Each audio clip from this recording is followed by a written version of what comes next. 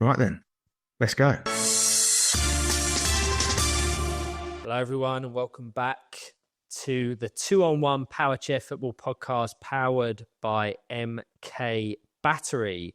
We're really happy to confirm that MK Battery will continue as our podcast sponsor for the 25-26 season. Their support for Powerchair Football stretches well beyond these episodes. They've been long-term backers of players, clubs, and competitions across the globe. And this season brings something new. In addition to supporting this podcast, MK Battery are also stepping in as our streaming partner, helping bring the sport to more people than ever before. My name is Ryan Sipple, and in today's episode, I'm joined by Adam McEvoy, someone whose influence has been felt across every level of powerchair football in this country, from grassroots development to the international stage. He's played a major role in shaping how the game has grown, and now he's preparing to lead England into one of the biggest tournaments in world football.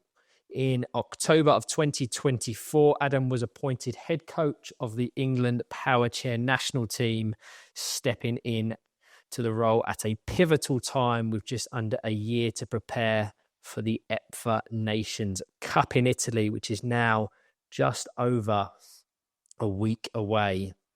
This is a competition where England not only go in as reigning European champions, but there is also World Cup qualification on the line. Adam, pleasure to have you here. How are you? Yeah, very good. Thanks, Ryan. Nice to see you, and nice to see you and do this face to face as well. Absolutely. For those that are unaware, Adam and I, as the two members of staff of the Wheelchair Football Association, live just 10 minutes away from each other, which makes meeting up like this very convenient. There's a lot of ground to cover here today, so depending on the timings, this episode may very well be split into two parts. Because in the first part, I want to explore your journey into powerchair football, your national development role with the Wheelchair Football Association, and the evolution of the FA player pathway that underpins the England system that you now head up. Then we'll bring it into the present in part two, your first year as head coach, the build up to the EPFA Nations Cup, and what it means to lead England into a major competition. Before we dive into that pathway discussion and everything that lies ahead for England, I want to start with you. In our last few episodes, we've had the pleasure to sit down with Tracy Mayer, who's, of course, the head coach of the USA national team, as well as Craig Peaty, your assistant at England, and also the former head coach of the Scotland national side. In both of those conversations, we began by going back to the beginning. So there's always a story behind the role, and understanding the person and the journey can give a real valuable insight.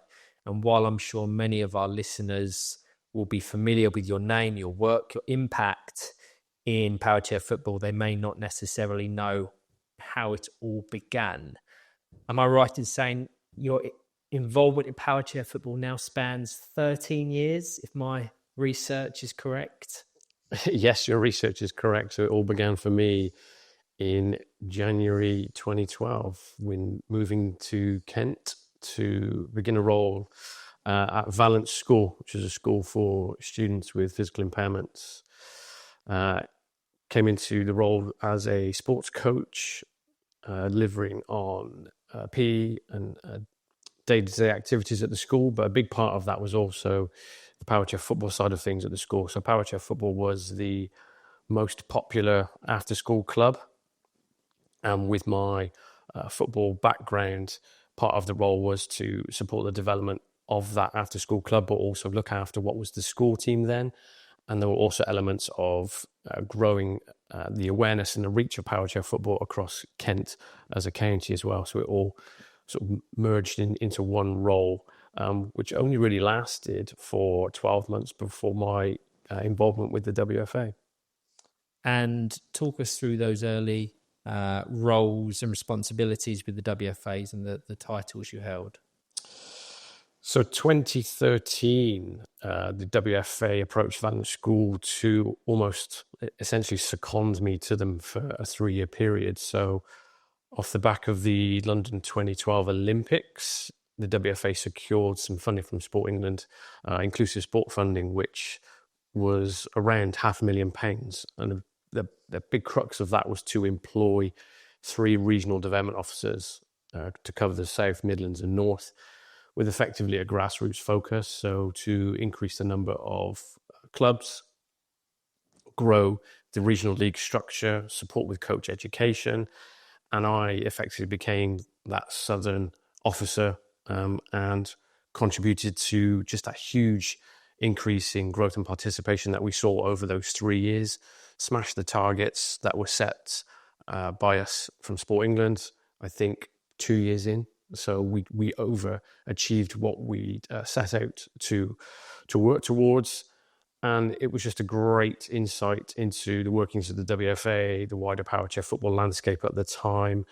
And the role was very hands-on in terms of just getting involved in everything from that new club development to setting up the South East and the South West regional leagues, supporting coaches on their initial journey into Powerchair football and what that looked like for them, as well as then getting involved in wider pieces of work with like the European Federation and the initial sort of relationship growth with the FA as well. You touched on the landscape of Powerchair football back then. What can you summarise it in terms of the clubs, the competitions, the player landscape? Because whilst I'm sure there hasn't been a great deal in terms of the structure, I'm sure there was still the National League as we know it today.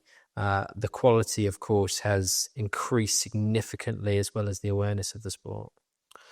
Yeah, very much so, very much so. I think from a club perspective, club number wise, it was only in sort of the mid-20s.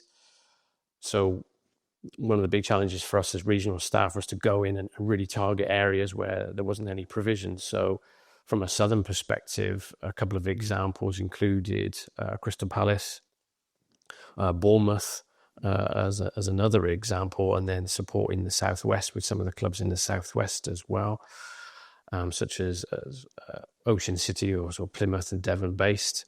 And then as part of that as well, it was supporting the regional structure, as I said. So when I came in 2012, there was only the National League really and a couple of regional leagues. So it was a big jump.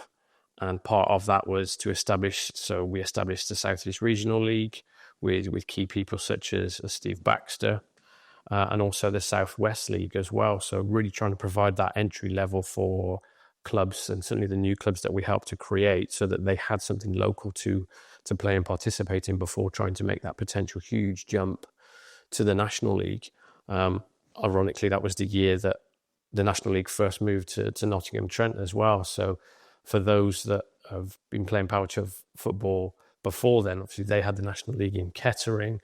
And my introduction to Powerchair coincided with that move to Nottingham Trent. So for those that have only participated since and have only known Nottingham Trent, there's a whole chapter of Powerchair football pre then and the journey and the experiences that they had playing in Kettering too. So the amount of change in the last 10, 12 years has been huge, obviously to where we are now with I would say the strength of the pyramid. So obviously the regional leagues that we have now, so the 6 regional leagues that we have across England and the National League with that 2-tier focus, but also the quality of the game and how things have improved over the last 10 years, the pace and just the overall ability of the players is really been to be part of has been a pleasure. Did you ever envisage that your role would snowball into what it is today, as in you hold such significant positions nationally, internationally with the association and the England national team? Was that ever on your radar, an ambition, a goal, or is it kind of just you've gone organically with the flow, and this is where we are now? Oh, absolutely no chance. So the regional role was a 3-year contract, which went from 2013 to 2016. And effectively, the funding ran out, and we were all basically made redundant because there wasn't anything less for us to work towards. So after that role finished in 2016, I moved and went back to Valence for 18 months, and still took a role in Powerchair Football, both locally at Sevenoaks, and then continued to volunteer for the WFA in a development role and would support with coach education and other elements where required, really, because I had the bug and was passionate to continue to support. But no, definitely not. It was only when my predecessor, Sam Ball, let me know that he was going to be moving on from his role in 2018 and that the National Development Manager role would be available, that it was almost a little bit of unfinished business. And having been in the role and being part of the WFA for 3 years, seeing what worked well, maybe what didn't work so well, and what areas we could look to improve on, and then being out of that role and still having that outside perspective as well. It was one of those where when the opportunity came up, it was a case of just wanting to go for it and see what impact I could continue to have and to what I thought were areas that we could continue to grow the game. So that was in 2018, as I say. So we're 7 years in now to the wider journey. And no, it's just been a case of opportunities that have arisen along the way, being willing to say, yes, I'll have a go, or I'm interested, or I'm happy to contribute where I can. And it's led me to where I am today, and obviously the conversation that we're having right now. One thing that is fairly obvious through all those times of uncertainty, having roles in the WFA, out the WFA, working at Valence, you've had this project, this passion for Sevenoaks, and you obviously played a key role in founding Sevenoaks Powerchair Football Club, a club that has gone from recreational to regional league to competing as a mainstay in the Premiership. Talk to me a little bit about the journey with Sevenoaks and how that began. So the first element and the big part of the role at Valence was the need to evolve the club. So Valence Vikings was the initial club, which was the school-based club, participated in the National League from very early on in the National League's existence, but purely based on and consisting of players that were students at the school. So in 2012, 2013, the challenge was arising that some of the students were getting to the age where they were going to leave the school and wanted to continue to play. And from a sustainability point of view, it was obvious that 1, we needed to keep them, but 2, we needed to grow. So it was something that was really important to the school, and obviously by default for me then to change that. So approaching Paul Lansdale at Sevenoaks Town, and at the time Sevenoaks Town delivered some blind football activity at Dorton House, which was a blind school, which was a few miles further down the road, but that activity wasn't really taking place anymore. So there was a gap, I suppose, for some disability provision under the Sevenoaks banner. And effectively it was a question of, are you interested in taking on some further disability provision and come under your guise, as it were? We wanted to set up to be an individual entity so that the Powerchair provision could be self-sufficient financially, because obviously it's not a cheap sport to potentially get into, especially when you want to grow when it comes to purchasing equipment and such. So it was almost like an agreement between the two parties of, whilst we would have our own structure, we would fall under and be that representative for Sevenoaks Town. So we proudly wear the Sevenoaks Town colours. Paul Lansdale and the club and the committee have been fantastic supporters of us for over a decade, support us greatly on and off the pitch. And I can't believe it's been 12, 13 years, to be honest, just the growth and the progression of the club and how we've evolved. Certainly pre-COVID, we had great numbers. We were close to 20 players of all ages and experiences playing regionally and nationally. We've had, obviously, we then participate in the regional league. So we give that entry level opportunity for some of our new and inexperienced players, but it also then helps with our experienced players that play nationally to play and practice and develop their play at regional level to then implement at national league. But it's also around the relationships that we built with the parents, the players, the families, the wider families that they have. And we talk about it as the Powerchair Football family, and that's extremely applicable to Sevenoaks at a local level as well. It's all around everyone contributing and being part of that wider unit and seeing what the bigger picture is around the influence and impact Powerchair Football can have on their young ones and their young children and loved ones. And I think by the nature of that, and the ethos and the spirit that we've created is we want to, and parents and family members do naturally want to get involved. So be it from a committee point of view or skills or willing to put their hand up to contribute to the wider club progress is something that, as it's grown, it's something that we're all really proud of as a club in terms of the way that everyone just sort of fits together and really wants to contribute to the wider progress of Sevenoaks. Looking back on that journey now, what stands out most from that journey? What are some of your favourite memories from your time leading Sevenoaks? I think it's how the players have developed as people. So coming in 12, 13 years ago with players at Sevenoaks such as Miles Miller, Carl Alexander, that were 10, 11, 12 years old, and to see them flourish as boys into young men, and to see where they are now is fantastic in terms of not only how they are as players, but what they do as individuals in terms of education and study and coaching qualifications, and how they then give back to the club as well. So supporting some of our new players and development groups as well. And seeing even the players that aren't necessarily at Sevenoaks anymore, but some of the female players, for example, that we've had. Ellie Killick is a great example of who played regionally for us and has gone on to do great things with a burgeoning journalism career. Abby Bolt as well is another great example of a player that's come in and we've tried to support and develop and have a great experience playing Powerchair Football at Sevenoaks, and then obviously with life changes and moving, going on to continue to play.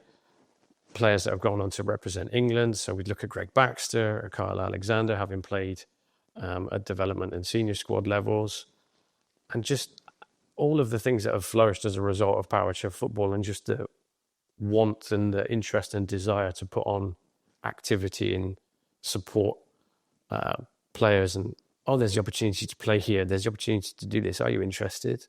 And how then that organically has grown and developed from there. And it's now we're at a stage at Sevenoaks where we've got a new cohort of young players coming through, and it's almost like the next generation really, where you can see not only the potential in them as players, but also how you can almost repeat that potential journey and inspire them to as youngsters and support the families going forward as well, because the challenges that they're experiencing in their young lives, you guarantee that the older players have had the same or very similar experiences and challenges too. Knowing you as I do and hearing you talk about it, I think it's fairly clear how much passion you have for that club. We'll get onto your role with England later in the episode, but that opportunity with the national team gave you a real dilemma, because your long-standing connection with Sevenoaks meant that you had to kind of step away from it because of that England opportunity. This is a project you've built over so many years. What were the emotions like making that transition from Sevenoaks into the national role? Genuinely very, very difficult, to the point where I almost didn't apply. And it was a very, very late last minute decision.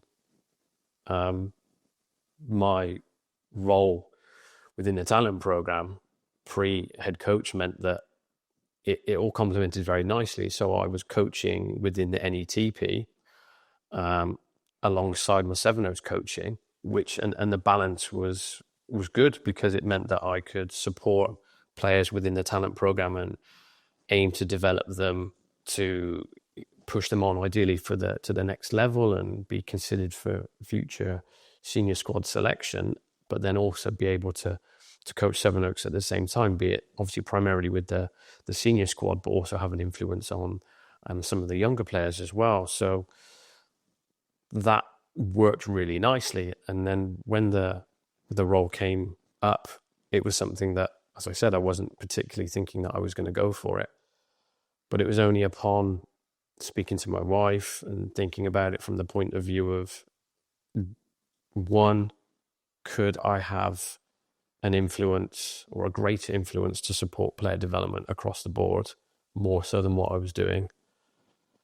And obviously the answer to that would be yes. And then secondly was, well, when might this opportunity to do so come up again? Would I, in my mind at the time, was thought, well, it's something I would like to do, but maybe not there and then, but maybe in the future. But that secondary question of, well, how long might you be waiting for that role to come up again? Because that answer was unknown. It was one of those decisions where really made with it with quite a heavy heart, but it was a case of just have to go for it and see, and now or never type thing, or potential for now or never, because you never know what might happen in life going forward. So that was the decision to apply quite late on, as I say. And one of the lengthiest interview processes I think I've ever enjoyed in my life, followed up by some practical delivery as well, to find myself being offered the role and then taking and accepting it.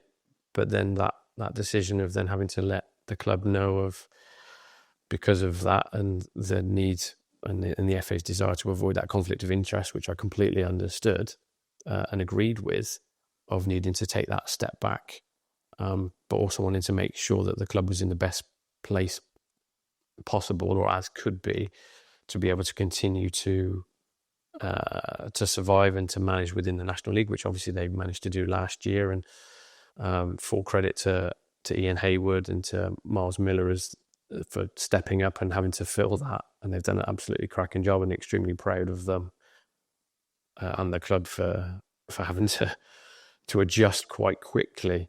But yeah, as I say, it wasn't an easy decision, and something that took a long time to really reach a conclusion on. We see that with a lot of clubs across the country, that reliance on single individuals to play so many different roles and wear so many different hats. But it must be nice for you, amid all that uncertainty and that unknown of leaving Sevenoaks behind, that you've seen the success since. It's empowered others, such as Ian, such as Miles, to really take the reins and make it their own now. That must be good to see. Hugely, because it's no secret that I am still supporting behind the scenes and supporting the club from an administration point of view, and structurally to make sure that the club is sustainable. Obviously, it's just that hands-on and that coaching impact that I'd done for 12 years, and every Sunday been travelling to Sevenoaks to be able to deliver training sessions across the piece and transporting all the equipment from A to B and back again.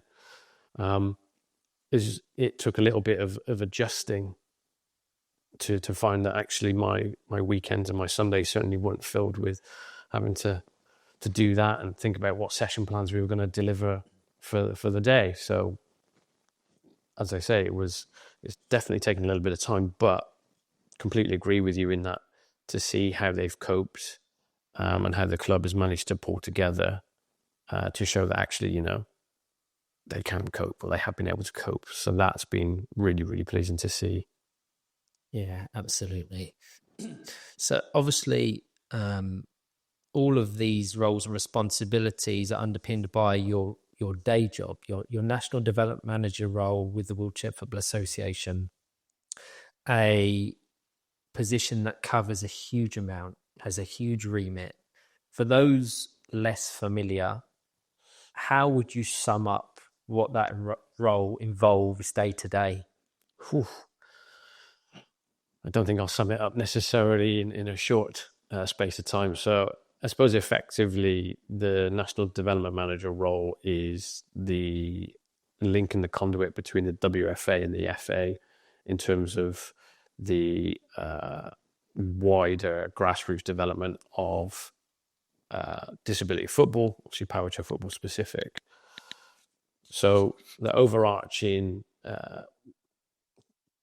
area for the National Development Manager is to support the development of the growth of the game at all levels. So primarily looking at the core basics of your club development, so increasing participation, increasing numbers at its core. So looking at where are there gaps in provision across the country in counties where there isn't any Powerchair football activity. Can we then work together with the county football associations, the local sporting organisations within said county, and disability sporting organisations, charities, etc., to effectively start provision, make sure it's sustainable, provide equipment, education, and then allow them to continue to flourish and move from there. So that is the role at its core, but then you've got plenty of other elements of the role which are inclusive of obviously supporting the regional leagues, the national leagues, educating coaches and referees so that they can go in and support the delivery of our game.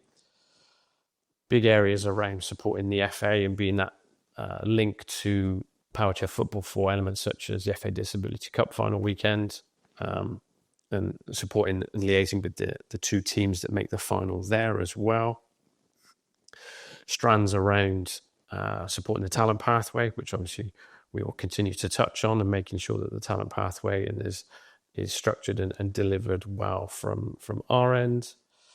Big elements linked to things like safeguarding as well, because of obviously the nuance and the nature of Powerchair Football, and making sure that alongside Kath and Chris internally at the WFA, who do an absolutely fantastic job around making sure that Powerchair Football is as safe as it can be, both on and off the pitch.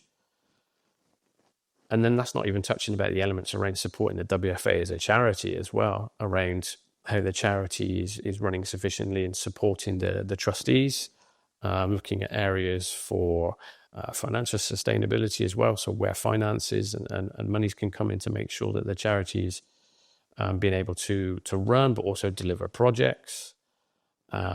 It's a role that no one day is the same. It could be something where you're doing on a Monday where it's all admin related. Tuesday you could be out delivering a presentation somewhere or speaking to someone locally. Wednesday you could be out at an event with some chairs in the back of a van and delivering a taster session. So it's so varied and diverse. It's a role that, to me as an individual who likes variety, it's something that, and I know you're the same, is something that always keeps us moving, and there's always something to be done. There's a huge long list of jobs. We'll tick one off and then you'll know that there'll be another job added to the bottom of that list, and it just continues from there. Yeah, we can thank Mr. Dean Williams for that on the most part. I want to go back to something you said at the very start in terms of the club development. We do a lot of work working with county football associations to establish new clubs, new opportunities. When you look at the national picture, where do you feel we've made the biggest strides, and where do you think we still need to tackle? I think in terms of the biggest strides that we've made there, from a participation and growth point of view, I think where we've had certain big gaps in the middle of the country, I think we've done a cracking job. So a couple of examples which you've been absolutely fundamental of would be the Leicester provision and the Rotherham provision. So big parts of the country in the central where there wasn't any activity. So you either had to go to further up the M1 to Nottingham, or you have to go south to Northampton or to Aspire hub. So there's a huge gaps there, where now that through our support and WFA support with things like equipment and education, affiliated clubs that are delivering fortnightly or weekly activity with then the opportunity, and I think for this season we'll be participating in competitive opportunities, shows that, yeah, it's not something that you can do at a drop of a hat, but with time and with support, to have nothing and then to have something that's then really well structured and offering competitive opportunities. And I'll just is two examples of the growth of what we can do and what the WFA were capable of at on a local level. I think additionally to that, the funding that we managed to secure to purchase additional power chairs, and alongside some of the older chairs that we have and we're looking to redistribute across the country, puts us in a really good place for this season and beyond, in targeting some of the other areas of the country where there isn't any activity, knowing that we can start to fill those gaps and really try and make Powerchair Football as conclusive as possible in terms of where there is activity across the country. So for anyone listening to this, that if they haven't got any activity in their county, we are very aware of that, and we will be looking to address it. It might not be this season, but it definitely be on the list for the next couple of years, obviously, and that's something that we've worked on closely together to make sure that we've got those plans in place, so that dependent on where you live, half an hour, 40 minutes is somewhere for you to be able to play and access Powerchair Football. And that's something that we continue to work towards that. It'd be great if we can do ourselves out of a job in terms of pretty much every county in England has Powerchair provision. Some may have more because of the size and the scales and obviously some of the population densities that we have in this country. But if we've got Powerchair activity in every county, or near enough every county, we can say that we've done an absolutely fantastic job in trying to support that base level of Powerchair Football in England. I think we need to reiterate that you can't have the elite side of Powerchair Football without the grassroots continually feeding it. And I know we've put a lot of effort and energy into establishing provision in counties that don't have that provision. You've mentioned two already. Obviously, we have ambitious plans for others, focusing certainly in the next 12, 18 months on the east of England and the East Midlands. How do we make sure the infrastructure and the workforce is there to match the demand that keeps growing? I think for us, a key area to be able to support that is how we can educate, support, and it almost inspire those that are going to be in the coalface, as it were, and supporting that club on a weekly or fortnightly basis. So with the structures that are put in place from like a committee point of view, how can we help those most likely parents? Maybe some might be linked to professional club community trusts, but how can we support them so that they've got good knowledge, fundamental underpinning knowledge around Powerchair Football? So how it works, how to deliver sessions well and safely, how to make sure chairs are maintained and looked after, so that you know that every Saturday, every Sunday, every midweek, you've got activity that can be delivered and can be delivered well. And then aside from that, it's, well, what are the areas that the clubs are looking at in terms of growth? So how can they become financially secure and sustainable? So how can we support them to identify and secure parts of funding, as one example? How can we make sure that the structure is in place so that they've got due processes on how to do things? So making sure that, you know, they're having quarterly meetings as a club committee, and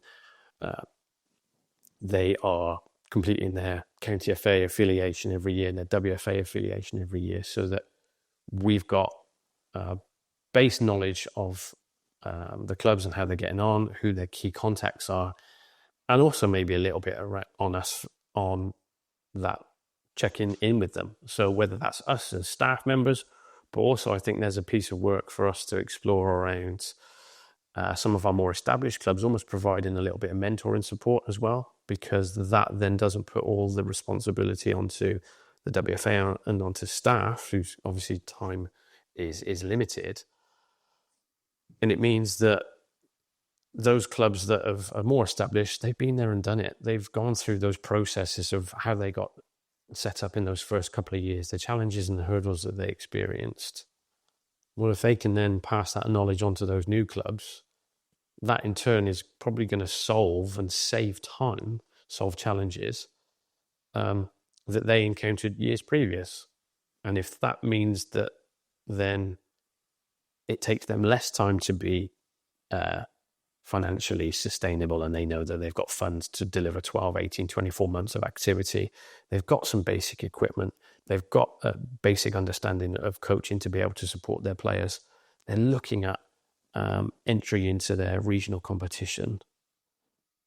That, for me, combined, is how I see the best support that we can provide for those new clubs.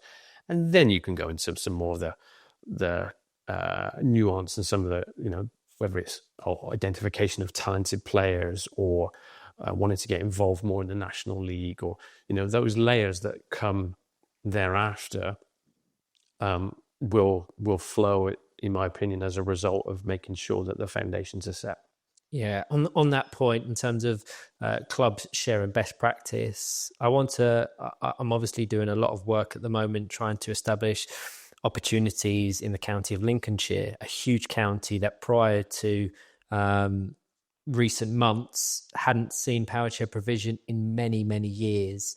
And throughout that process, Middlesbrough PFC have been absolutely instrumental in supporting taster sessions, best practice, everything that they've gone through, as you've already alluded to. They're providing that advice to the Lincolnshire projects, and they're benefiting massively. So it will also almost be a call to action to all clubs out there. If there is a new developing club within an hour or two of your where you're based, offer to help, offer to give that advice, because it's unbelievably beneficial.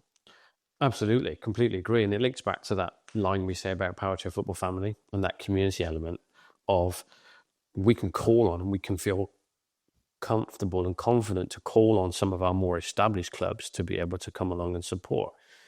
Great example of Middlesbrough and the fantastic work they've done in Lincolnshire. Some of the work of Leeds as another example, with supporting Rotherham. So they're definitely there, and it's a great way to also, by default, build those connections with new clubs, with new players, and vice versa. They're then building relationships with experienced clubs and experienced people that have been there and done that, and players are coming along and maybe demonstrating and inspiring some of the next generation of new players as well. So it all works hand in glove, really, and it's just a great example, two great examples there of how it can work. And very much so, if we can continue to utilize our clubs to support that, I think they will be keen to do so. And I think I can see that being a great model across the country in areas where we obviously look to target new clubs going forward. And finally, if you had to narrow it down to one or two priorities over the next 12, 18 months from a development point of view, where would your focus be?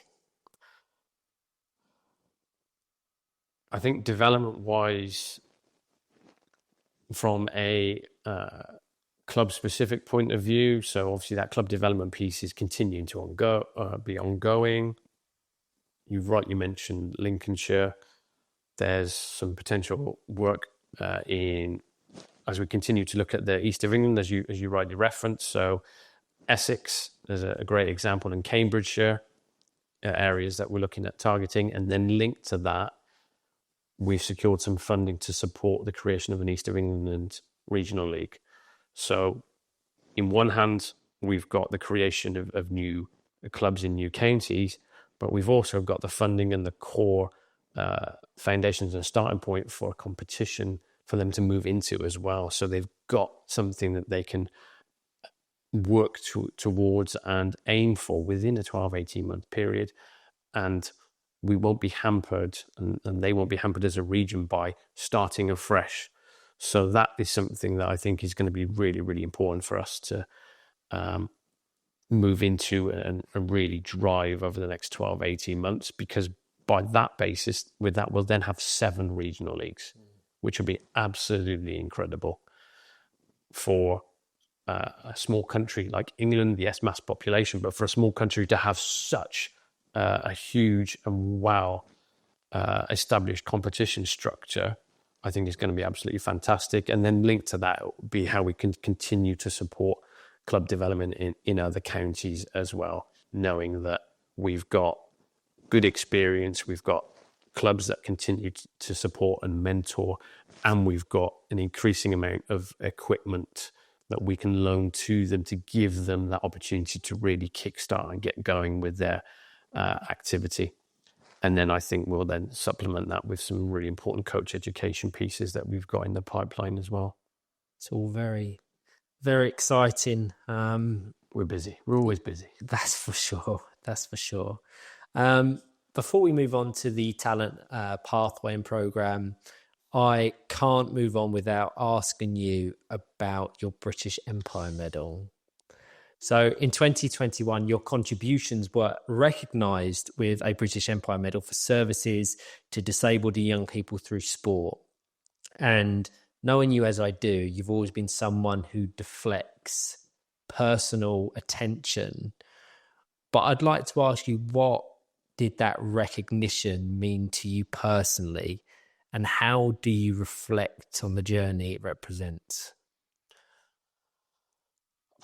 Yes, it was a surprise. It was a shock. So initially, it's 2021, as you rightly say. So we were still in the midst of and moving out from COVID and the suspension of all activity. So everything was completely different to what it was before, and obviously how we are now. So life was pretty surreal, and trying to provide support to the community from a distance was something that you and I both had to adjust and adapt to and be creative. So consequently, that in this example, letters and such weren't necessarily being sent out as frequently. So my notification came through via email. And because it was random, and it also had an incorrect postcode in the PDF attachment, and also there was an attachment, so you're always querying and wondering whether to open attachments like that when it comes out of the blue. And obviously upon reading it, I saw it was fake.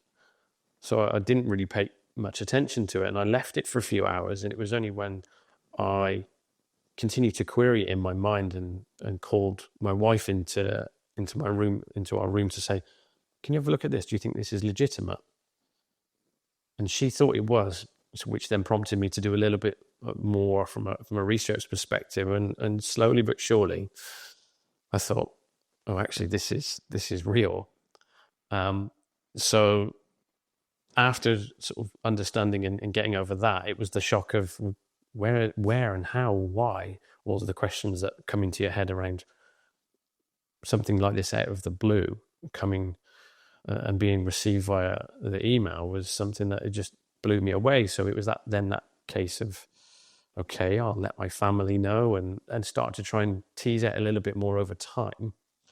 So I did actually then find out that it came primarily through Paul Lansdale at Sevenoaks Town. So a nomination was submitted by Paul and Sevenoaks Town, and then supported by some of the senior staff at Valence School as well, in terms of that additional verification of the application. So it all culminated in finding out, as I say, that it was legitimate, and then it made the press, and people wanted to get in touch from the local media, etc., etc. And it was just very surreal, because we don't do this for anything other than the enjoyment of it. We get a lot from it. We like seeing how people to develop and grow. And mine, upon finding this out, effectively came through all the support and the development that we'd done, not only in Sevenoaks and across Kent, but also the work we've done across the region, the development of the regional league and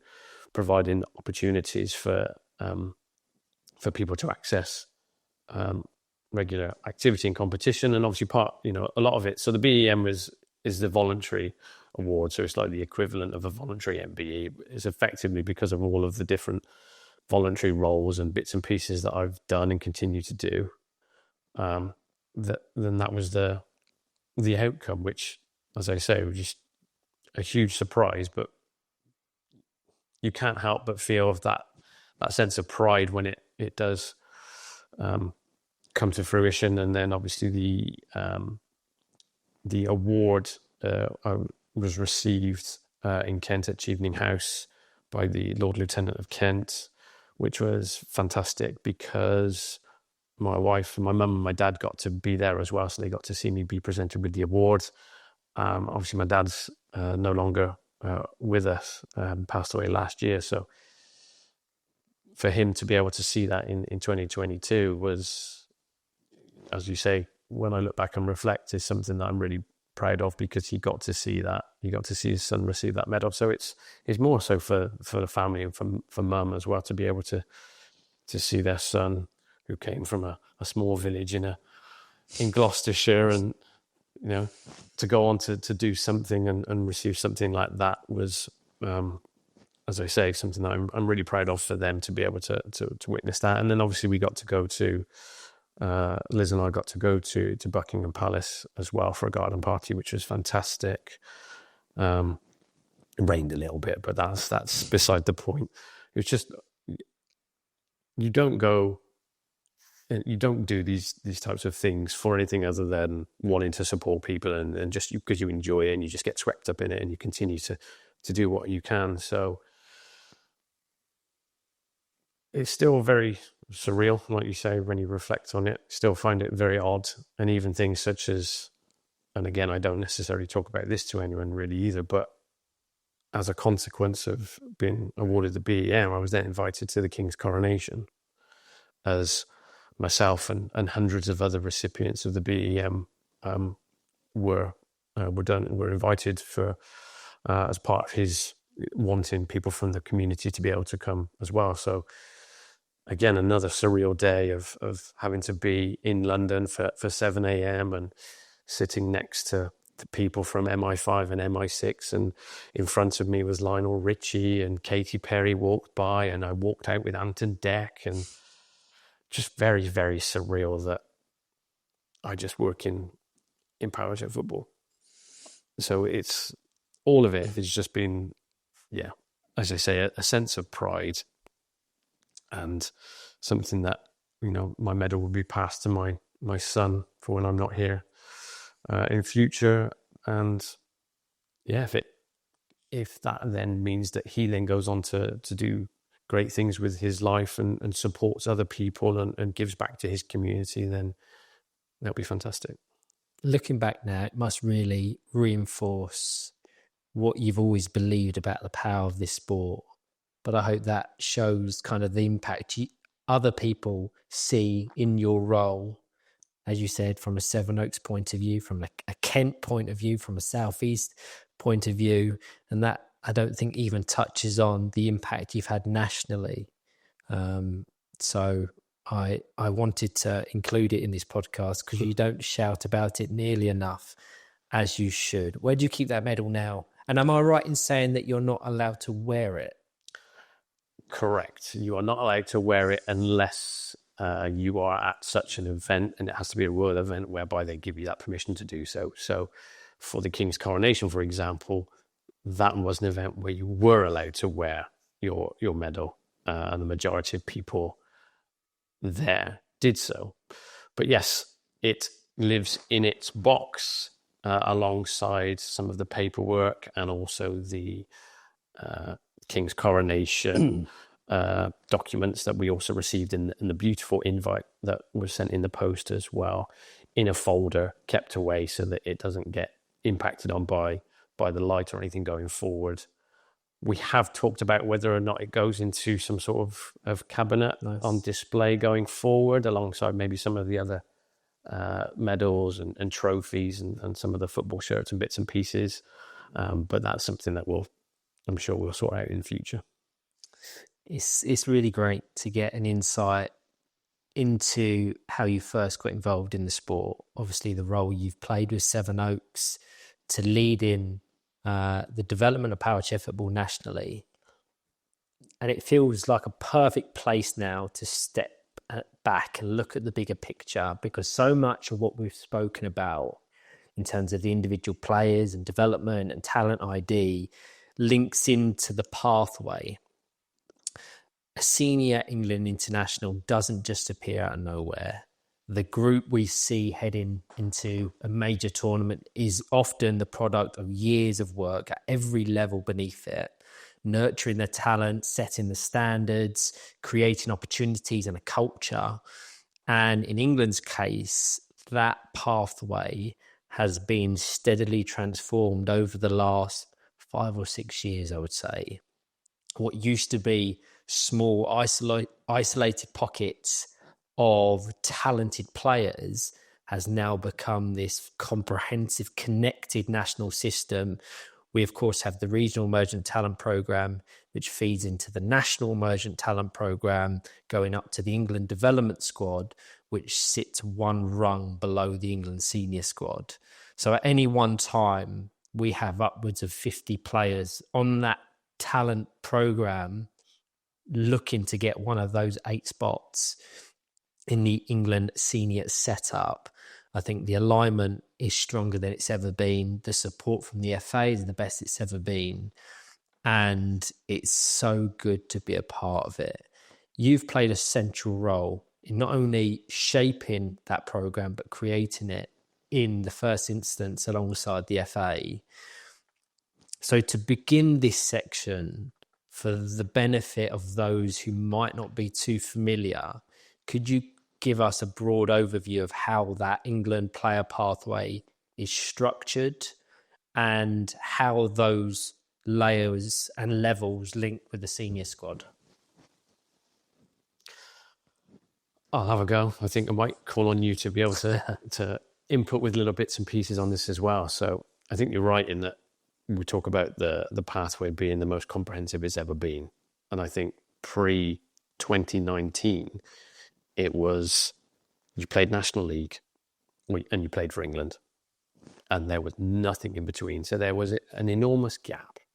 So if any player had aspirations of playing for England, it was literally through what they were doing at club level and nothing else. So obviously coming into role in 2018, 2019, it was the conversations with Will Perkins at the time, who was the talent lead. And it was around, well, can we introduce the Regional Emerging Talent Programme for Powerchair? And what that looked like at the time was effectively 2 regions, a north and a south, of 10 to 12 players within a group, and then trying to receive obviously on-field coaching support, but then there was some additional bits and pieces around sort of health and nutrition, psychology, sports psychology at the time. That ran until the early part of 2020, and then COVID played that huge impact in terms of pausing and stopping all activity until sort of 2021. So we'd had the foundations in place in terms of the identification of talented players that were receiving 3 or 4 sessions a year in the north or the south. And then during that time, it was, well, what does the next stage look like? Following basically the core talent program, well, the next stage would be the NETP, the National Emergent Talent Pathway. So we utilize that time to, well, what does that look like? What's the criteria for progression into the NETP? And because we'd had that period of time and we had some really talented players there that were mid to late teens, and it was a case of, can we try and evolve the program, and they would then progress into the NETP. So that would be the group of 8 or 10 into the NETP at the time, which in that initial cohort, there were players such as Kyle Alexander, Greg Baxter, Dylan Cowsall, etc., Dan Rigby, some players that had huge potential but just needed a little bit more guidance around what that looked like to be able to progress and evolve. So the NETP as an entity, it's aside from the senior squad, it's the time where you get the most contact time with players. So to be able to put that in place and look at, well, what are the key foundations in terms of the technical abilities and the tactical elements that players need to have, and look at adopting some of the early parts of what the England style of play and the philosophy looked like, it gave us the opportunity to then really hone that. And I led on that alongside, we had some really good support at the time from Chris Gordon, as well as a senior player that was looking to feed in and to give insight into what are some of the key areas that England players need to be looking at technically and tactically. And that worked really nicely, and we saw a couple of iterations of that group, and some players then made that direct jump because we didn't have the development squad. They made that direct jump from NETP through to senior squad. And we had a couple of events. So we had some Development Home Nations events, and ARDS is a great example of one that saw some of our players that have gone through and now play at development or senior level to really test that and put that into practice. So that was how the program was evolving and going really, moving really nicely. And then obviously with the creation of the NETP, you saw the movement of players. So you saw players come into the RETP from the spaces that had been left from those players that had moved up. And then 2022, 2023 was the establishment of the development squad. So effectively, what does that look like? Well, it's those players that are maybe on the cusp of playing for England, but might be that less experience or not quite there yet, and need that little bit of time and need that little bit of exposure at a higher level, with a higher level of technical and tactical requirement, and also the exposure in terms of the competition opportunities for them as well. And with that, then we've got a really strong pyramid of a program. So we've got that RETP providing the base, the NETP is the next level up, development squad, and then that senior squad. So you've got that full pyramid, which enables players then to go through that step-by-step process through their young careers to really work on, as I say, their technical abilities, but also then learn about how do we look to play well. What does it look like in terms of the relationship between the goalkeeper and the central player, those two pivots? Well, actually, what is the dynamic of they can work together, one can go in front of the other, and how actually they can both play to each other and really utilize both of their abilities to be able to pass the ball, to create overloads, and to really try and be dominant as a team. And then likewise, how the wide players work in terms of their requirements in the wide areas, but also how they can come in to potentially intercept and pick off and keep possession. As we've learned and developed over time, is that because where England have been very dominant against teams have then naturally become very defensive, become very compact. So it was becoming increasingly hard to then find those gaps and to play around. So it was looking at whether there are opportunities to play through and then try and see if we can nip in and have an impact there and really try and move and disorganize the opposition. So all of that then has to be explained and has to be coached, and you have to try and put plans in place so that they can get an understanding of what the roles and requirements are and how to then work as a team. So layer by layer, it's then trying to work up to that top of that funnel, so that then we've got players knocking on the door to go, I'm doing pretty well here. I think I've got good attributes. Give us a chance. And then obviously prior to last October, my role was around trying to facilitate that and trying to get them to a level where they can then be viewed for consideration. And when we've got now half of the senior squad have gone through that program, and all of the development squad have gone through that program, it's something that's shown that it's working and has worked well. And knowing that the RETP, with the great work that you do in terms of managing and overseeing that from the WFA perspective, knowing that we've got some cohorts in place at that level, granted young and inexperienced, but the potential for them to improve and grow over the next 3 to 5 years is fantastic, because we've basically tried to create a conveyor belt of players to really, really be playing at top level, and then by default the level of the National League is going to grow and the quality of that, so that you're going to get some really, really technically and tactically proficient players playing National League football as well, is something that I think that, yes, it's still probably in its sort of midpoint of how it can continue to improve, but the next 3 to 5 years, as I say, and beyond, really, really exciting for us. I know, speaking from the perspective of the Regional Emergent Talent Programme, we've recently, over the last 12 or so months, had a real refresh across the 3 regions, the North, the Midlands and the South. And I can say that the abundance of talent is ridiculous. And the fact that we're getting 9, 10, 11-year-olds coming in and just performing technically and tactically well beyond their years. These are individuals that have probably gone straight into the sport-specific chairs and haven't had to go through all the various iterations and the storms and the TDX models that some of the older senior England internationals have. I want to talk about the purpose of the pathway, because we often hear the pathway described as a route into the England senior team.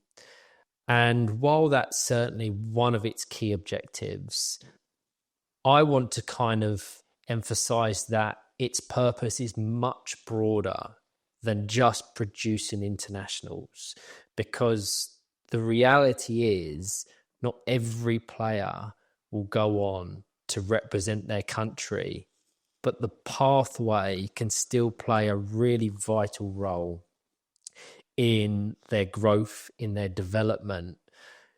I touched on this in a recent episode with Craig, but I'd love your perspective too. In your view, what is the real purpose of the pathway in 2025? I think the purpose of the pathway is, yes, it's there to develop players.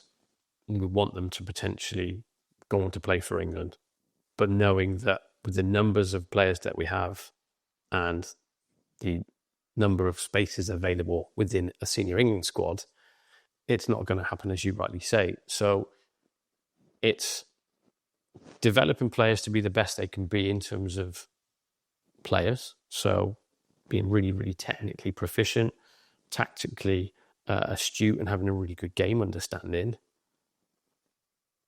But it's how we then develop them as individuals, as young men, as young women. Because I don't see it any differently in terms of really from how, with that club mindset at Sevenoaks, in terms of you're looking at developing them as individuals to go on to try and have as good and enjoyable and as varied a life as possible.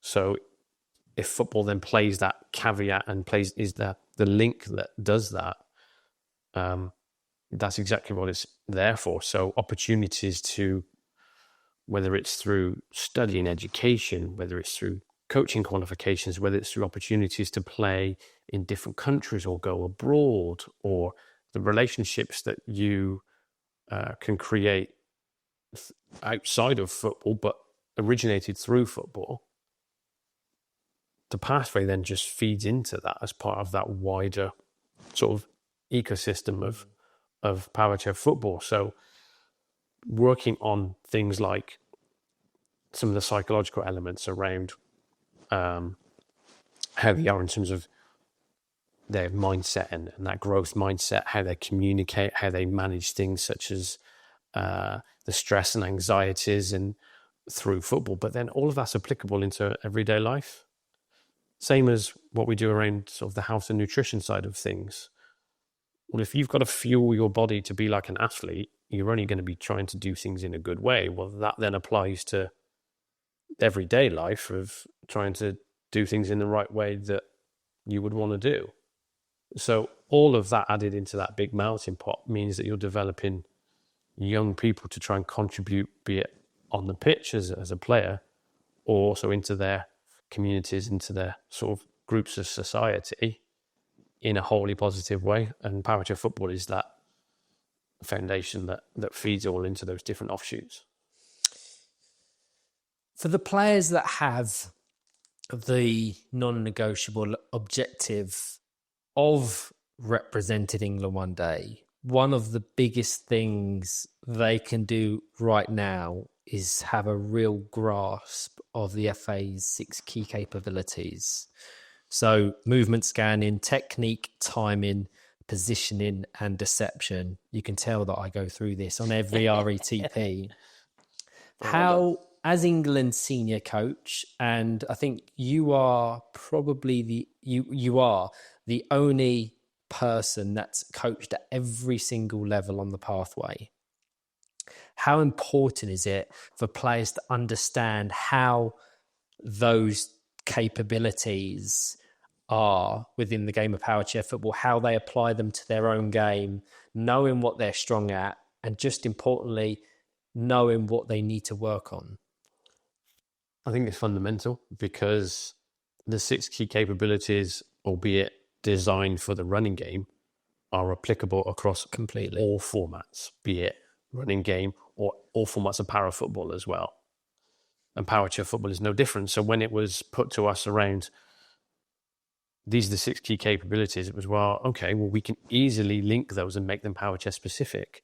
And that's what we've done.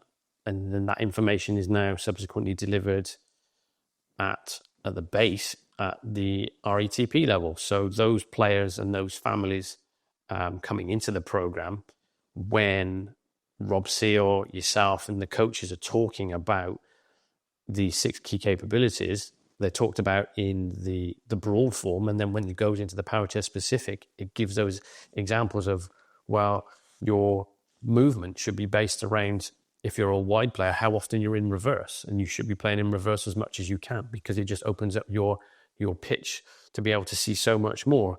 Your scanning and your deception, your scanning is linked to making sure that you can see exactly what's going on around you. Your deception is linked to some of the how you might spin to go one way and go the other way, and how you can trick and deceive, and you can send the defender to go one way and then you've moved the ball the other. It all links, and it's all completely relevant, and it's something that is, for me, I see it as underpinning for all Powerchair players in this country, of if they are aware of, they understand, and they can work towards building on those capabilities, that's only going to help develop them as players, then develop their team, and it has that ripple effect from there. So it will then only serve players positively if they then have those aspirations of wanting to move through the talent pathway and then progress to senior England level, because they're going to need to have fantastic levels and be fantastic at all of those, in all of those 6 key areas. If you watch our very best players, they've all got fantastic technique in terms of the way that they strike the ball. Their timing of where to pass is exceptional. Their ability to be able to move from in to out or out to in has come through just those years of understanding and refining their skills and abilities. And then that we can then come in and provide some more context from a Powerchair specific when it comes to the tactical point of view, in terms of maybe how we might look to play, or building the game understanding of if it's a low block, we might need to revert to a set piece to change the defensive shape, and then we can score from a set piece. So that all features link to, in my opinion, back to those 6 key capabilities. And the responsibility now for me and for you and for some of our coaches within the talent pathway now is how we continue to disseminate that information and get that out there, because the more players that are aware of that and the more parents that are aware of that, then parents play a key part in that, because if they understand it, they will then be able to talk about it when they're having conversations with their sons, their daughters, their loved ones around, I thought your timing was fantastic there. I loved your scanning when you checked to see what was on to play around, or your deception when you went to do that and you went the other way was fantastic. Makes it more specific to what we're talking about. Everyone's got a better understanding, and then it just has that ripple effect of that improvement going forward. And I think is something that, as I say, we need to continue to emphasize to make sure that players and then coaches as well. We've not touched on coaches yet. Coaches are really aware of that, and then also how then they can think about those 6 key capabilities and how that then feeds into their planning and their delivery and what they're looking for when they give that feedback to their players too.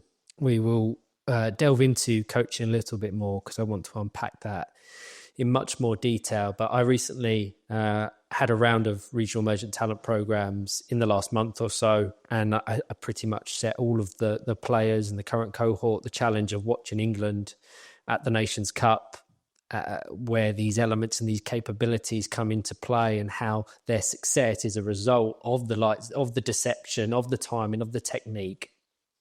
One thing that really stuck with me on one of those recent RETPs was a player telling me that whilst they've been focusing on those capabilities with the ball, they'd actually been putting more time and effort into working on them off the ball, out of possession.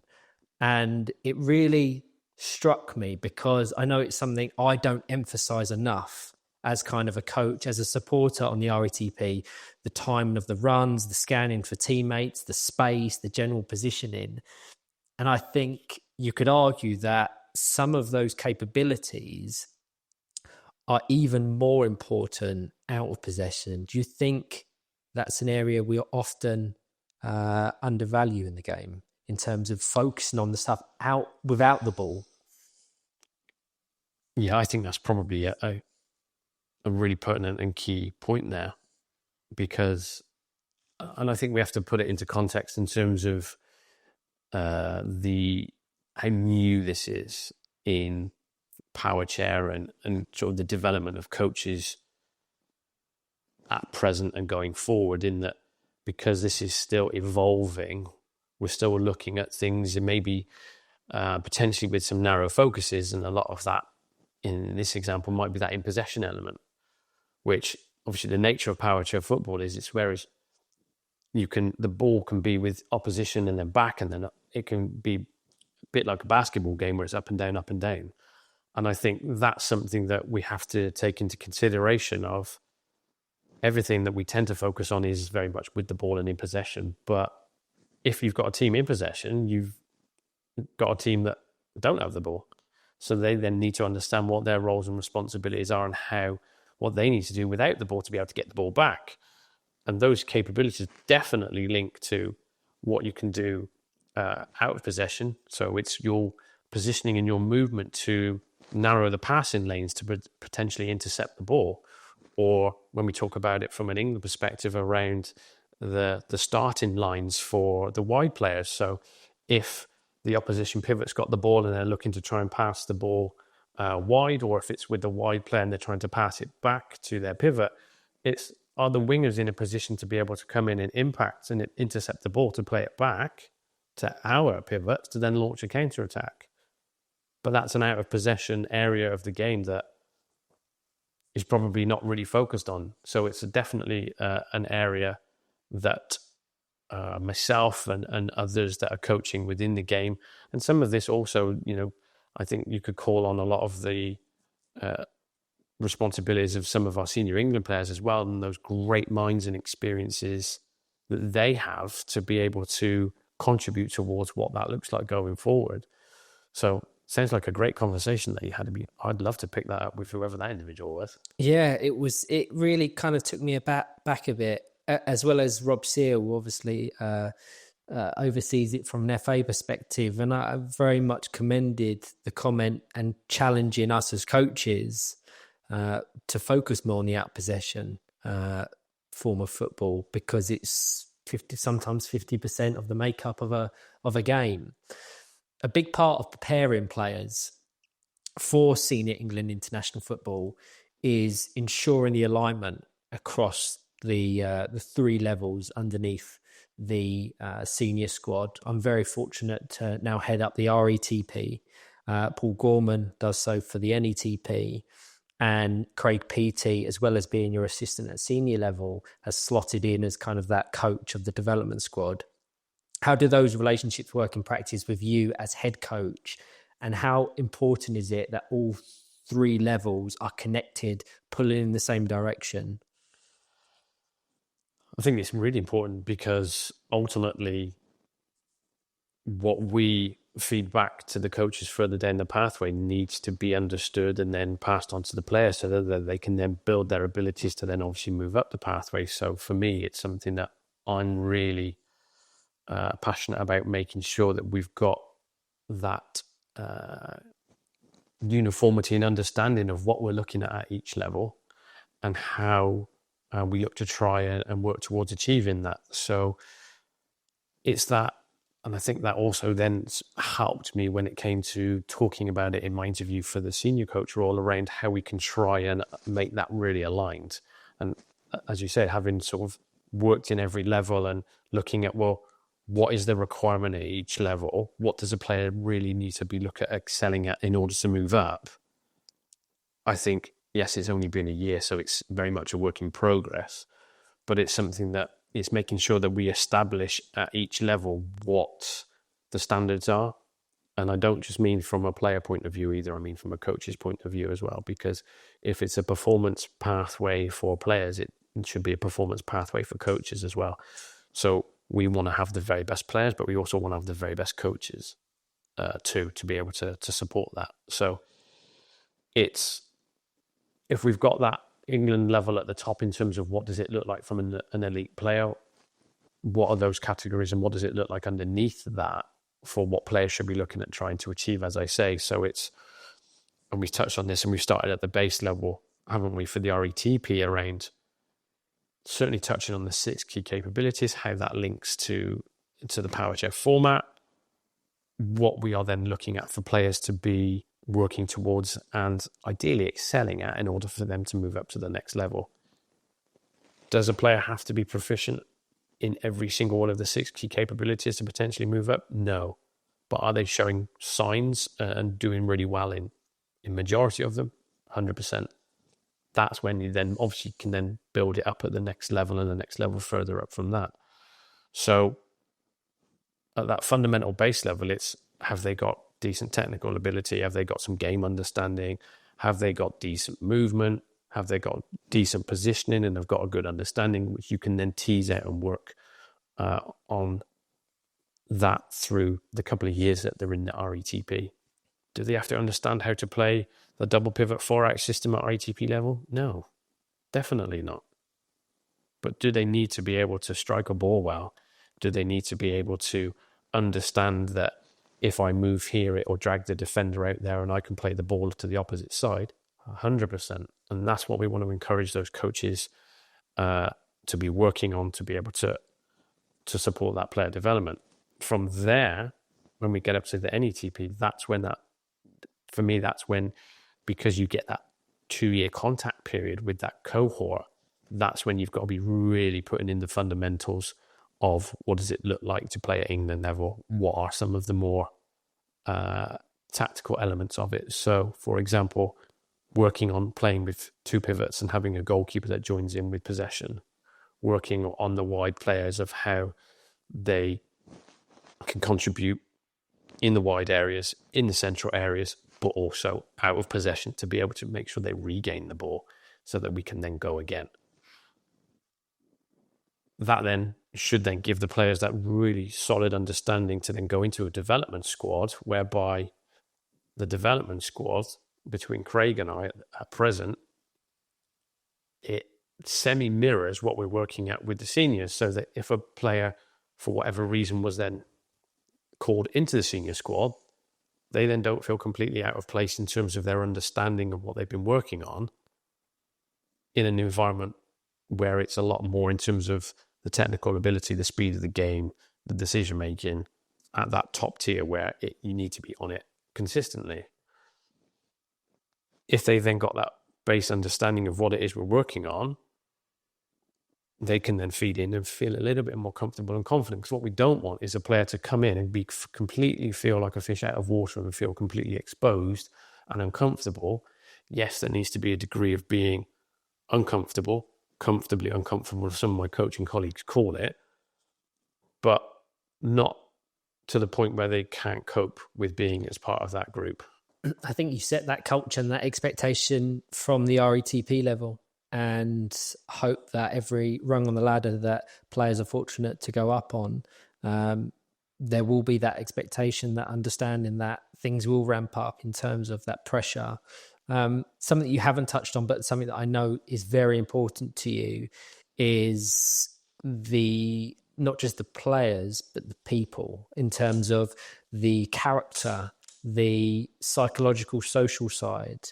Talk to me about how important that is, that, if and when a player makes that leap up to England level, they understand the culture is one of communication, of questioning, of really connecting with your teammates.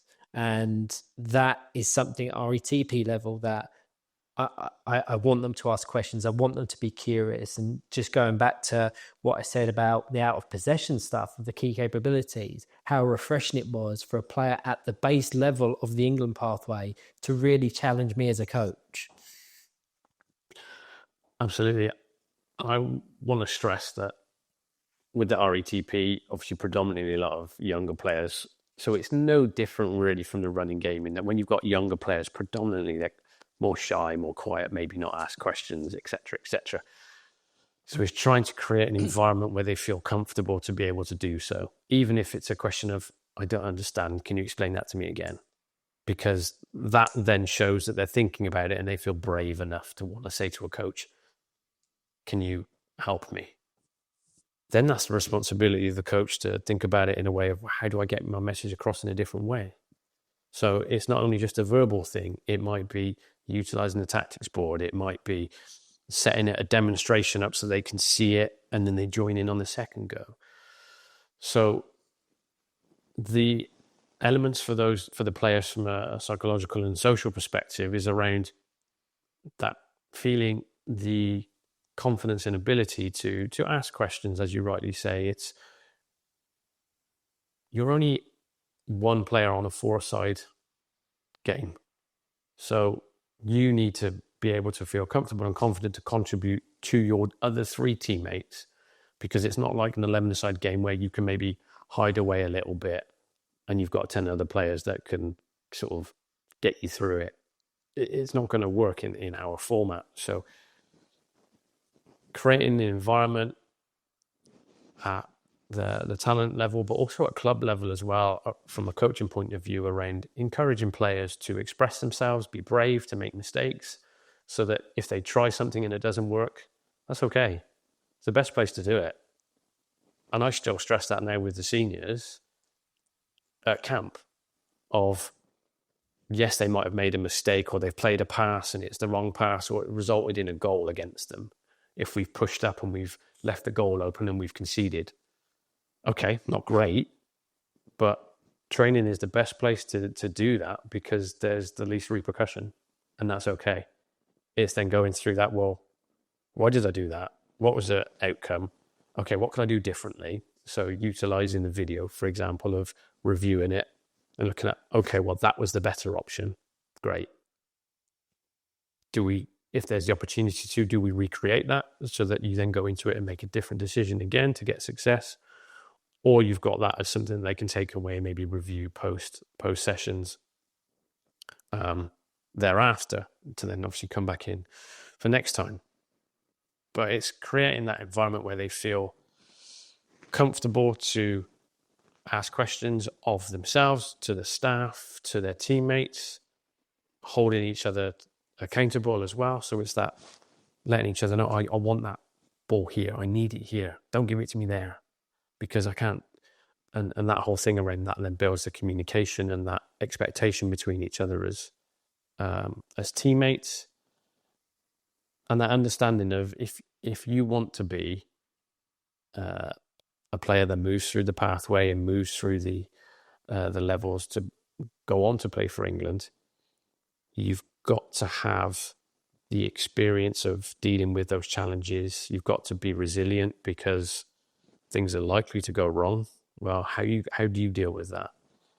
How do you then communicate that with your teammates to make sure that you don't get frustrated or you don't get to the point where you can't contribute positively to your to the squad and to your peers?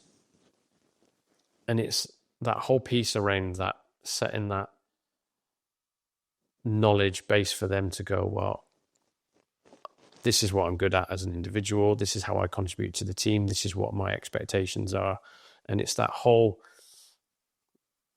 it's moving towards that almost like that professionalization element of it around what the level is required to be an England player, and how at each rung of the talent pathway we can start to make inroads into that. So at the RETP level, it's around encouraging that communication between your teammates. Well, why would you do that? Because you're working together as a team. So if you're going to play together as a team, you want to make sure that you're on the same page. You know what you're doing. You know where you want the ball to go. The NETP is around, well, if I do that, that then influences and triggers my teammate to do this. So it becomes more around what that impact is as part of being part of a team rather than an individual. So as the further you move up, it becomes less about you as an individual and how you then have an impact on your teammates around you. And I think it's something that you see it a lot at our senior level, and it's how we then try and tease out the best bits from that to give examples further down the pathway to try and encourage and inspire to go, hey, if you want to be like Chris Gordon and you want to play as a goalkeeper, you've got to be really communicative at the back, because you need to encourage and give that information to your teammates in front of you, Or if you want to be an Ed Common, you've got to be really working on these elements of your game, because he's an absolute magician. So all of that comes from what obviously they see as individuals, and how then we can then encourage that as coaches too. On that point, it's easy to reference the Chris Gordons, the Ed Commons, the John Boldins, but a player reached out to me recently on the RETP and said they're modelling their game off Dylan Kelsall, which it just really hit home to me, because he's a player that's been at every level, or he's stepped up RETP, NETP, England Development Squad, and in part 2 we'll obviously talk about him being confirmed in your squad for Italy. But that is where it really hit me, that these young players on the RETP programme are aspiring to be the young players in the senior team, because they're them shining examples now of what is possible, irrelevant of age or experience. Of course, you've touched on it. The pathways aren't just about the players.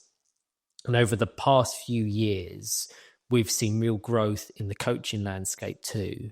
You've spoken before, both in this podcast and on our many car journeys and phone calls, about your passion for creating that really comprehensive coaching pathway and almost like coaching curriculum for the talent program. Something to align player development, but also upskill and support the coaches that support every level. Can you talk us a little bit around your thinking behind kind of a coaching pathway, coaching curriculum, why you feel it's needed and what it could look like? I think ultimately it's needed because we want A, better coaches, and B, more better coaches. So whether that's the existing coaches within Powerchair Football at the moment, or I'm a big advocate of how we look to work towards bringing in more coaches from outside Powerchair, be it from the running game, be it from other forms of para football, and coming in and how they can bring their knowledge and their expertise to Powerchair. But at the root of that, there needs to be some underpinning knowledge and quality that comes from us to be able to support coaches with their understanding of the game and the nuance of it, and how they can then develop as individuals to ultimately then develop players. So I think the need for, whether it's a curriculum or just more more content and more visibility around coach education and what we can provide to support coaches, I think is something that's I've been passionate about for years, because you come into the format as we've done, and we've all had to learn on the job. And so it's been organic in one sense, but also you could argue that growth and development has been far slower as a result. And a lot of the progression that's been made by the players has been made through them with trial and error anyway, through what they've done within chairs and the equipment that we've got. So now can we look to try and play almost like a little bit of catch up from an education point of view? So be it through as we've just touched on, the 6 key capabilities and how that then links into coaching and how that's important for player development. I think that's just one strand. Another area is around just what is it that we're producing as content. So the creation of things like session plans or video examples of practices, because when you get that in any other sport, so why would we be any different? And it's that, obviously, we've created some content over the last 12 months, which we're looking at distributing and releasing this season. Well, if that then inspires and supports the existing coaches, it can then help them. Obviously, we've made it look as good as possible from an aesthetic point of view, because then we want that to go further afield and to encourage other people to come in and go, not only is the content great from a coaching point of view, I get to see the game and it looks really interesting. So whether that's comes in from that element, they then might go looking at the National League. They then might look at the Disability Cup final weekends, the Euros, the Worlds, and they go, cool, this is a fantastic sport. It's great to look at. And then it might start those creative juices flowing around how they can look to try and get involved and have that impact. Because for me, I want to almost create and leave a legacy, as that sounds a bit corny, but you have that piece whereby you know that if I'm not involved in the game anymore, but it's in a far better place when I'm not involved, and a huge part of that is around that coaching, and there's more people involved in this whole standard is better. That's the best place to be. So those are a couple of examples. And then also I think we've got to look at how we can do more in engaging with the FA and England Football Learning around how we can embed Powerchair within the coaching content and the landscape there, because disability and para football as a whole needs to have more of a visibility from a coaching point of view, because there are a lot of quality coaches out there that could really contribute towards Powerchair or para in general. But it's making sure that they can see it and there's opportunities for them to get involved and they've got the content to be able to learn and develop and improve. So there's so much that we could do that I could continue to talk to you about this for a long time. And obviously, as you rightly said, we've had many a conversation around what that could look like. And it's just trying to get that ball rolling now around making sure that if it's a curriculum or we're covering all the key areas of what the key components of the game and how they can be delivered and how it can be progressed and developed for coaches to really take on. So if you're brand new to it, you might have a few different ideas, and then we can provide that further content to really emphasize and embed the skills and the techniques needed to develop players. I think the emphasis from me after following all of our conversations would be the flexibility of a curriculum, of a coaching pathway, because you really coaches more so than players, you have to strike a balance, because you need that shared philosophy, that culture, that direction, certainly when referencing England, but also allowing the individual coaching styles to shine through. I am very fortunate to work with all 3 RETPs. We have Paul Gorman on the north, we have Dave Lewis in the Midlands, we have Alex Dowding in the south.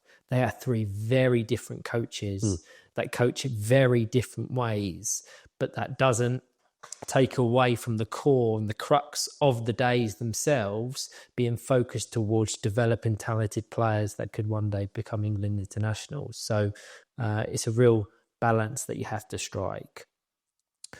You spoke about England Football Learning, and that brings us nicely onto something that occurred recently, a real first in the sport.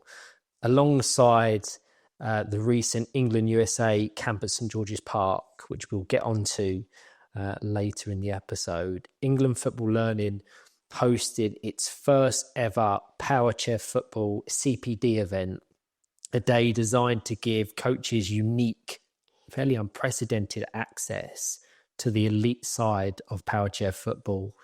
I believe there was 18 coaches from across the country that came together for workshops, peer-to-peer learning, live observations, and direct contact with yourself and others as England staff.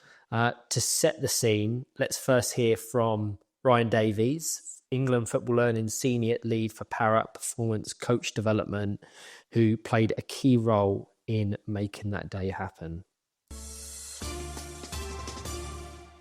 Hello everyone, my name is Ryan Davies. I have recently started in the role of Senior Lead for Para Performance Coach Development at the Football Association. It's a really exciting time for para football and England teams, and the creation of my role means that para football now has a dedicated coach development provision sitting alongside men's and women's coach development within FA Learning. And in my role, I work across the 7 England para squads, including with Adam in Powerchair, and support their head coaches in their development of winning England teams. Something we are really passionate about doing at the Football Association and within FA Learning is increasing the awareness of the para game, integrating it into everything that we do, and providing the best para game resources and experiences for coaches. And as part of that, we delivered our first para format specific CPD event in July, built around the England v USA Powerchair fixture. And we wanted to create an event which provided coaches with exposure to the highest level of international para football. And Adam and Craig were integral to ensuring the coaches who attended had a fantastic learning experience. The day allowed the coaches to gain behind-the-scenes access to an England camp through workshops with the England coaches and former players, as well as the opportunity to observe England train. The event culminated with the USA International fixture, where the coaches could put their learning into practice through observational tasks. And the day centred around 2 key themes. The first one being the England Powerchair player, and secondly, how England play. And Adam and Craig gave amazing insight into what is required to be an elite England player through the lens of the FA 4-corner model, and how the Powerchair coaches in the room could help develop England players of the future. Dave Lewis, former England player, gave fantastic insight into his experiences playing in a World Cup, and provided analysis of his performance utilising the 6 capabilities coaching tool that we use within the FA. And then before the USA game, Adam, as the England head coach, gave the coaches unprecedented insight into his game plan and philosophy before looking at what we might expect from USA based on some recent Powerchair specific research carried out by the FA Learning Game Insights team. And the feedback from the coaches who attended has been overwhelmingly positive, and it's a massive credit to Adam, Craig and Dave for the outstanding learning experience they provided through their world-leading knowledge and expertise of Powerchair football. And on the back of the success of the day, we're all very much looking forward to future Powerchair and para-specific CPD events throughout the coming season and beyond, and really hope some of the listeners are able to make it and come along to some of those. It's a brilliant time for para football, and hopefully that continues with a successful defence of our European Championships later this month, which I know we are all really excited about, and can't wait to see the results of the tremendously hard work which Adam and the team have been putting in over the last few months at St George's Park. Adam, picking up from that, what were your reflections of the day? How important was it for you to open up the camp in that way? And how do you see initiatives like this shaping the future of coach development in Powerchair football? I think it was really important to open up the camp because it was something that was a first, and not just a first for Powerchair, it was a first for para. So the fact that Powerchair became almost the guinea pig, so to speak, for a para-specific CPD day was fantastic, and something that we as staff, the WFA, and we should all be rightly proud of, because it just shows the increase in influence that Powerchair is having across para, and also the need to highlight Powerchair as an example of a format of the game that is pretty unique. When you've got deaf, for example, football is either futsal or 11-a-side, so you can take a lot of principles from running game of futsal coaching for that. It's really Powerchair and the B1 game that are the more unique strands of para within the FA that, so to be part of that was absolutely fantastic. To have a good number of coaches there, brilliant. And also to have coaches that weren't from Powerchair attend as well, show that we're starting to make a little bit of inroads with those that aren't in the format, and hopefully then to encourage and inspire them, whether it's they get involved or whether they then encourage and promote Powerchair to others, is absolutely fantastic, and it's what we're here for. So I think, reflecting on it, it was one of those where you look at it and go, it was a great day to be able to get that insight into what we do. So obviously we were there in the morning to be able to deliver a little bit in terms of what support England players and an England squad get through the FA as being part of a senior squad. We then touched on what it takes to be an England player as well. So linked to, again, the 6 key capabilities, the 4 corners as well, around what do elite athletes and elite Powerchair players display in each of those areas, to then give the coaches the insight to be able to see us not only train but also play as well. So they got both, and we're given some tasks by Ryan as well around what they were looking for, and to identify some of the key skills and the key capabilities that were on display. I think made the day as conclusive as it could be for a CP, an initial CPD into para. So fantastic for Powerchair Football, as I say, because we were the first, and it's now hopefully that then goes across other formats, and they can have their own equivalents going forward. And then it's for us around, well, what does that look like for us going forward? Be it from an elite level, around a little bit more insight into things from maybe a technical and tactical point of view, but then also encouraging and inspiring the WFA and us as staff to go, well, how do we then feed into that? If that day focuses on the elite side of things, how are we then supporting the underpinning and the grassroots and the developing players and coaches? What does that look like, so that they then obviously then feeding into that level? So it's now that we've done that bit at the top, it's what we do underneath that now to support the majority of the players and the coaches that are involved in the game. You've spoken about the other impairments. The FA, I think, that really champion a one para football philosophy, creating a more connected culture across all of the impairment-specific types of football that they support. While each discipline is very different, has its own identity, there is clearly a shared ethos across them all. From your perspective, how does that crossover benefit Powerchair Football? Are there approaches from the other formats that you've been able to draw from, or things that others could take from ours? I think it's something that's going to continue to grow. So obviously, only been in role for less than 12 months, and then with Ryan Davis coming in at the FA, I think he's going to play an absolutely fundamental part in how that looks and how that progresses going forward.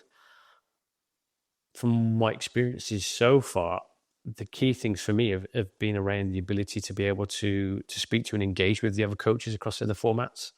So whether it's at the camps, so when we come together, obviously, we're on camp and we're there with potentially the partially sighted men, some of the B1 men or the B1 women, some of the CP squads as well, and the CP players can come in too. So potentially you're on camp with 3 or 4 other squads, which means you've got 3 or 4 other head coaches and assistant coaches and others to be able to speak to and firstly build relationships with, and then secondly start to ask questions. And they do the same with Powerchair as well. So it's how that relationship and those dynamics are going to evolve, I think, is something that I'm really enthused by and really want to continue to get involved with, because I think that's the best way to learn from others, is through having those relationships and asking those questions and maybe watching and observing what they do in their sessions. I think there's with the futsal element of partially sighted football and futsal in general, speaking to the staff there around the importance of set pieces and restarts, that tied in really nicely with some of the work that we've tried to work on over the last 12 months with the Powerchair squad. And when they talked about how set pieces can be worth 2 goals in a game. So if you've got a really effective set piece game, if that's worth 2 goals, well, hey, to start a Powerchair game 2-0 up because you've been really effective from a kick-in or a corner or a free kick, we'll take that all day long. So it's what that looks like and how we can try and tease bits and how it relates and is relevant to Powerchair. And likewise, as I say, for them to do the same for their format we've taken from Powerchair as well. I think that's how it's going, or has evolved for me, and how I think it will continue to evolve in the short term. But then if there's going to be more cross-pollination across the formats going forward, we've had one day where all of the staff came together. And I think if we can do that on an annual basis, once or twice a year, I think that's something that all the staff have found, or they found it really, really useful then. So I think that's something that, as I say, if that can continue, we'll get a lot from that too. So there's definitely ways for us to pick up from others, and likewise from them to pick up from us. And then it's how does that then influence me? How does that influence the squad? And then how does that then, as a ripple effect, influence what we do further down the pyramid too? I think one thing's for certain, that everything just feels more connected than it ever has before, both in terms of Powerchair specific, the pyramid, the 4 levels, and the support and the connection with other impairments under the FA's umbrella. So we owe them a lot of thanks, and it's really exciting times ahead in and amongst the talent pathway, whether you're a player, whether you're a coach, or even if you're just a fan, because this all translates to the quality of football and, fingers crossed, the success of England, if not this year, but in years to come. Definitely. So in a nutshell, looking over the next 3 to 5 years, where do you see the biggest opportunity for development? I think the biggest opportunities for development, I think, are going to come through how we can really embed what we want to see in the talent pathway. So what is it that we're looking to see from players? What is it that we're looking to see from coaches across all levels, and really get that foundation in place? And then we can be able to review it. We can check and challenge it and see what's working and what hasn't been working. I think that is going to put us in a really, really strong place going forward for that next generation of Powerchair players at all levels. The byproduct of that, I think, is then going to be supporting that coaching and supporting the coaches, be it those that are within the talent pathway itself, to make sure that the coaches are as skilled and well equipped to be able to develop players and to support the program as possible. And then also then that wider influence on external coaches that might want to come in and have some influence. That then should hopefully then have that wider impact across the game, so that we've got that, as I mentioned earlier on, that almost conveyor belt of players that are really coming through and are really, really skilled at an earlier level as well. So that's what I would like to focus on over the next few years, I think, because then if we've got those foundations in place for the program and for the coaches, it's then can we really start to be even more specific and even better in some of the key areas. But it all comes from having that underpinning base of knowing where we're at each level and what we do and how we do it. It's all very exciting. So that concludes part 1 of this episode of the 2-on-1 Powerchair Football podcast. In part 2, we will be discussing Adam's preparations, philosophy and pressure leading England into the EPFA Nations Cup. Hope you can join us for that one.